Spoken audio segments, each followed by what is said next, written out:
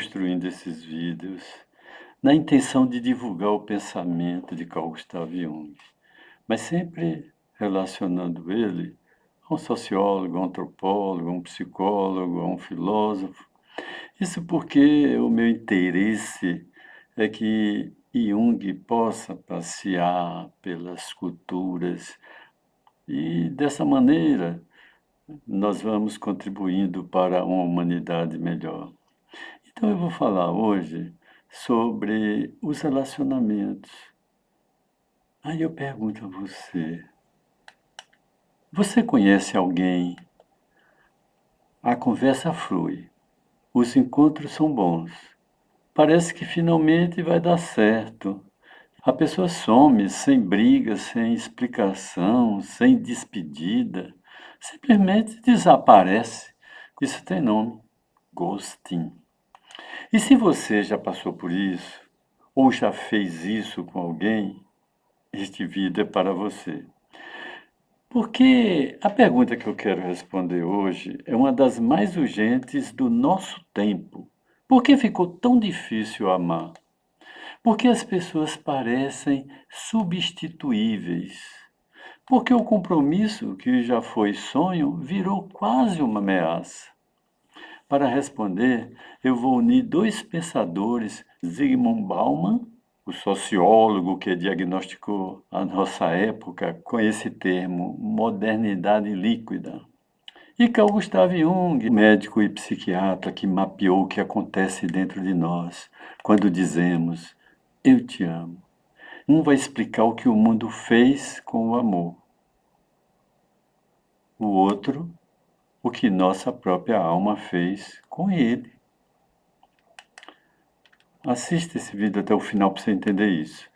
Porque a resposta dos dois juntos, Jung e Bauman, muda a forma como você enxerga suas relações. Vamos começar pelos sintomas, porque toda época adoece de um jeito próprio. É o espírito do tempo, como Jung falava. Nunca foi tão difícil conhecer gente. Com 3 toques na tela, você tem acesso a centenas de pessoas disponíveis num raio de 10 quilômetros. E, no entanto, as pesquisas mostram geração após geração mais solitária. Mais conexões, menos vínculo. Como é que se explica isso? Repare nos comportamentos que viraram rotina. O ghosting, que já mencionei, o talk stage, que dura meses porque ninguém quer nomear a relação. Porque nomear é se comprometer. O medo de perder a liberdade, a sensação constante de que, se essa pessoa der trabalho, existe outra e há um deslize de dedo de distância. E repare no vocabulário. A gente diz que está investindo numa relação, que fulano não vale a pena, que é preciso se valorizar para não sair no prejuízo. Aí aqueles ensinamentos do coaching. Percebeu? É a linguagem do mercado. Nós falamos de amor como quem fala de negócios. E isso não é um acidente. Essa foi exatamente a percepção de Zygmunt Bauman. E é por ele que nós vamos começar.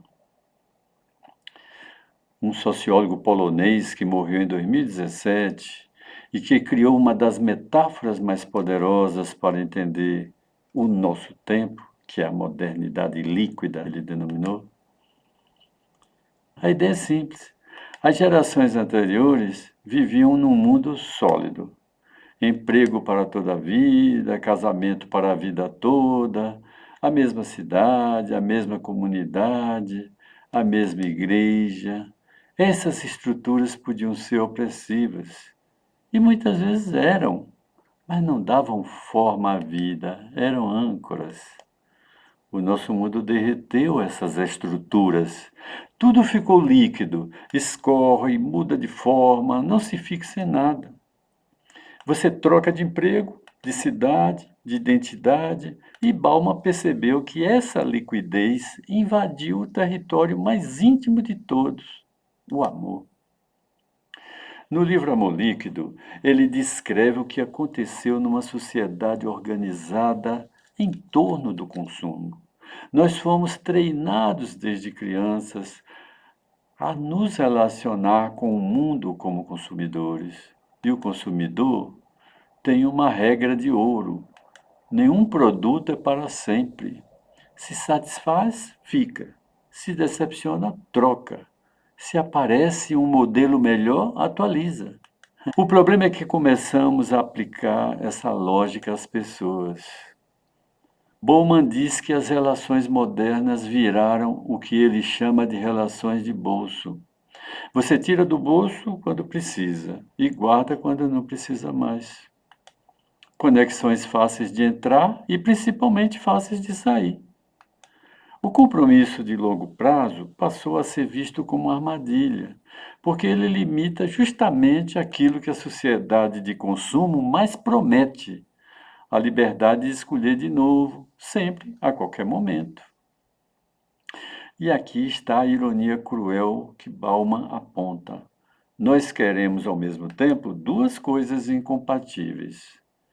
Queremos a segurança do vínculo, alguém que fique, que seja porto seguro, e queremos a liberdade de ir embora a hora que quisermos.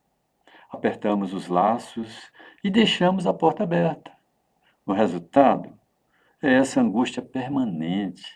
Relações que não são nem sólidas o bastante para dar segurança, nem leves o bastante para dar liberdade de verdade. O gosto dessa leitura não é falta de educação de uma geração. É o descarte de produto aplicado a um ser humano.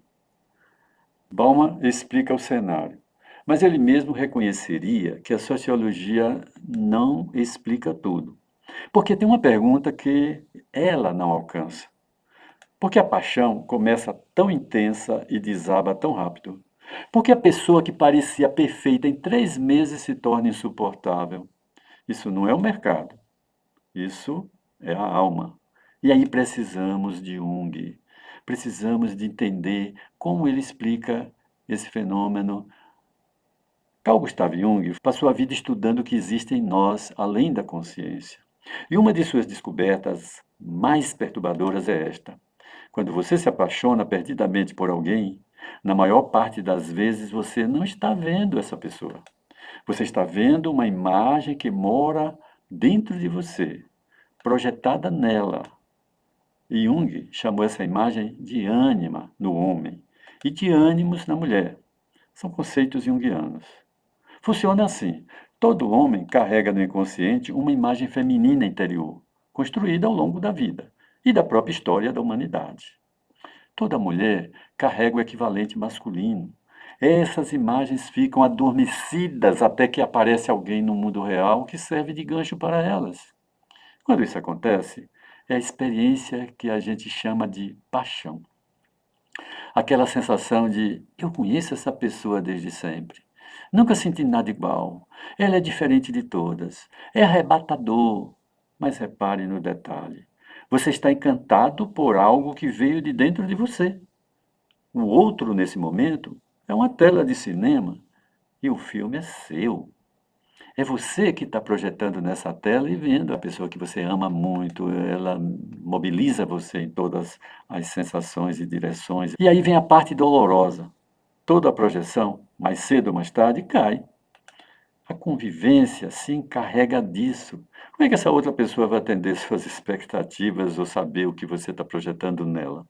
A pessoa real, com seu mau humor de segunda-feira, suas manias, suas fragilidades, sua história, começa a aparecer por trás da imagem. E aquilo que era fascínio vira frustração. Mas a verdade, na visão de Jung, é mais incômoda. A pessoa não mudou. A sua projeção que se desfez. Você está conhecendo o outro pela primeira vez. Agora, junte isso com o mundo de Bauman, como ele descreveu. O que a cultura líquida nos oferece nesse exato momento? O momento em que a projeção cai e o amor real poderia começar. Porque é nesse momento que a projeção cai que essa pessoa deixa de ser a sua projeção e passa a ser ela. E você tem duas opções aí. Ou vai acontecer uma separação, ou você vai fazer nascer um amor de verdade. Ela oferece a saída de emergência, outro perfil, outro mate, outra paixão nova em folha. Ou seja, a sociedade de consumo nos permite viver eternamente a fase da projeção, pulando de imagem em imagem, sem nunca atravessar a fronteira do encontro real com o outro ser humano. Jung viu esse movimento começar ainda no século XX. Ao analisar as tentativas da sua época de facilitar o amor, ele foi direto. São tentativas de tornar simples uma coisa que é, por natureza, difícil. Para Jung, o relacionamento não é um lugar de descanso, é um opus, uma obra, talvez a mais exigente que a vida nos propõe. E por quê? Porque o outro é o espelho mais impiedoso que existe. É na convivência que a nossa sombra aparece. O egoísmo, o ciúme, a carência, o desejo de controle que a gente jura que não tem. O parceiro vê o que nós não queremos ver. Por isso Jung dizia que o casamento é uma relação psicológica, um processo em que duas pessoas são obrigadas a se tornar mais conscientes ou a fugir. O amor real, para Jung, começa exatamente onde a paixão termina. Ele exige sacrifício, e essa palavra é dele, o sacrifício das ilusões. Abrir mão da imagem perfeita que você projetou e escolher a pessoa real, limitada, diferente de você. Isso dói, mas é a única forma de amar alguém de fato, porque até então você amava um pedaço de si mesmo, sem saber. Então, vamos juntar as duas metades do diagnóstico. Bauman, olhando de fora, mostra que vivemos numa cultura que transformou pessoas em produtos e o compromisso em prisão. E Jung, olhando de dentro, mostra que confundimos o amor com a projeção da nossa própria alma e que fugimos exatamente na hora em que o amor verdadeiro poderia nascer.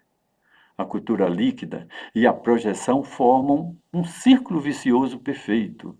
A projeção promete o parceiro ideal, a cultura promete que ele está a um clique.